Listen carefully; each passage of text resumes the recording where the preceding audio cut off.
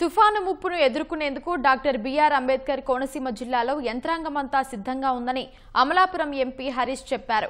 ప్రభావిత ప్రాంతాల్లో పర్యటించి స్థానికుల్ని అప్రమత్తం చేసినట్లు వెల్లడించారు. తుఫాను ప్రభావంపై సీఎం చంద్రబాబు నిర్వహించిన వీడియో కాన్ఫరెన్స్ లో కాకినాడ కలెక్టరేట్ నుంచి ఎంపీ పాల్గొన్నారు.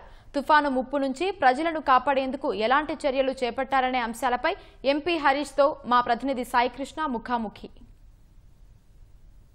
ముంతా తుఫాను డాక్టర్ బిఆర్ అంబేద్కర్ కోనసీమ జిల్లాపైన తీవ్ర ప్రభావం చూపనుంది. తీరం వైపు దూసుకొస్తోంది. కాకినాడ ఎడమ వైపునున్న డాక్టర్ బిఆర్ అంబేద్కర్ కోనసీమ జిల్లాలోని కాట్రేనికోన, ఉప్పలగుప్తం, ఐపోలవరం నుంచి సకినేటిపల్లి అంతర్వేది తీరం వరకు కూడా 90 కిలోమీటర్లు ఈ తీర ప్రాంతంపై తుఫాను ప్రభావం చూపనుంది. జిల్లా యంత్రాంగం పూర్తి స్థాయిలో అప్రమత్తమై సహాయ చర్యలు నిమగ్నమైంది. దీనికి సంబంధించి అమలాపురం ఎంపీ హరీష్ మాధవ్ ఉన్నారు. తుఫానును ఎదుర్కొనేందుకు కోనసీమ జిల్లాలో ఇప్పటివరకు విపత్తులు నిర్వహించిన సమాచారం ఏంటి? మీరు ఏం చర్యలు తీసుకోబోతున్నారు? ప్రభుత్వం అయితే మాత్రం పూర్తిగా ఈ తుఫాన్ గురించి అన్ని విధాలుగా ప్రిపేర్నెస్ ఉంది. ఇప్పుడు దాకా కూడా మన ముఖ్యమంత్రి శ్రీ నారా చంద్రబాబు నాయుడు గారు అనేక మీటింగ్లు ఏర్పాటు చేసుకుని కలెక్టర్స్తోని, ఎస్పీస్తోని, అలాగే స్పెషల్ ఆఫీసర్స్తోని, అలాగే ఇన్ఛార్జ్ మంత్రులతోని అనేక సందర్భాల్లో డిస్కషన్స్ జరిగాయి.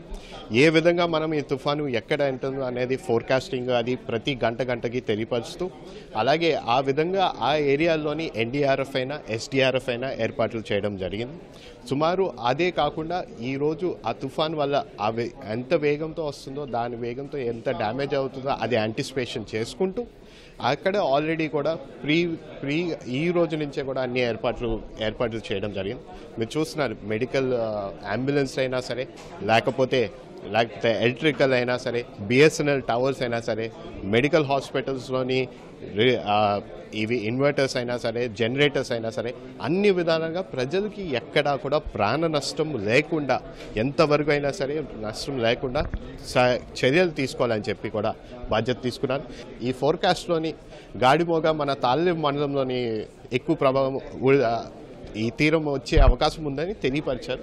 అందువల్ల ఇక్కడ కూడా కలెక్టర్తో మాట్లాడి ఆ ఇన్ఫర్మేషన్ తీసుకుని, ప్రధానంగా కోనసీమ అంటే తీరంలోని కొబ్బరి చెట్లు, అలాగే విద్యుత్ స్తంభాలు బలమైన గాలి ఇస్తే కూలిపోతాయని కూడా విపత్తులు ఇప్పటికే ప్రకటించిన నేపథ్యంలో దీనికి సంబంధించి విద్యుత్ అంతరాయం ఏర్పడితే అలా పునరుద్ధరించేందుకు ఏమేం చర్యలు తీసుకోబోతున్నాం? మేము ఆల్రెడీ దాని ప్రిపేర్డ్నెస్గా మనం ఏం చేస్తామంటే కరెంట్ స్తంభాలని మేము ఆల్మోస్ట్ సుమారు ఇప్పుడు రిజర్వ్లోని ఆల్మోస్ట్ 6,000 స్తంభాలని మనం ఏర్పాటు చేసుకోవడం జరిగింది.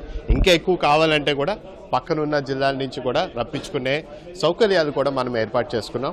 ఖచ్చితంగా రేపు ఈ తీరం దాటిన తర్వాత ఎన్ని స్తంభాలు ఇబ్బంది పడినా సరే వాటిని ఇన్స్టాల్ చేయడానికి సుమారు 300 మంది 1000 మంది వరకు కూడా ఉన్నారు. అందరినీ కూడా అవి ఎంతవరకు ఎంతసేపు కరెంటు లేకపోయినా సరే దాన్ని మళ్ళీ రిస్టోర్ చేసే విధంగా బాధ్యత తీసుకుంటామని తెలియపరుస్తుంది. ప్రధానంగా తీర ప్రాంతంలోని మత్స్యకారులు అందరూ బయట పునరావాస కేంద్రాలకు వచ్చేందుకు ఇష్టపడటం లేదనేది కూడా ఇప్పుడు సమాచారం ఉంది. వాళ్ళందరినీ ఎట్లా మీరు పునరావాస కేంద్రాలకు సురక్షితంగా రప్పించేందుకు చర్యలు తీసుకుంటున్నారు? దీని గురించి మేము అనేక సందర్భాల్లో మేము ఎమ్మెల్యేలైనా లేకపోతే ఎంపీలైనా మేమందరూ బాధ్యత తీసుకుని ఆ గ్రామంలోని అందరితో మాట్లాడడం జరుగుతుంది.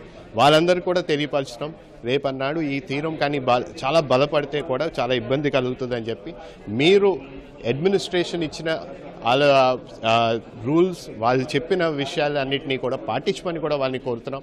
ఖచ్చితంగా మీ అందరికీ కూడా ఈ రోజు ఏమి ఇబ్బంది కలగకూడదనే ఆలోచన మేము కూడా కోరుతుంది. అందరినీ కూడా ఇక్కడ ఈ తీరం కానీ ఎక్కువ ప్రభావితం చూపిస్తే ఖచ్చితంగా వాళ్ళందరినీ మూవ్ చేసే బాధ్యత మేమందరూ తీసుకుంటాం.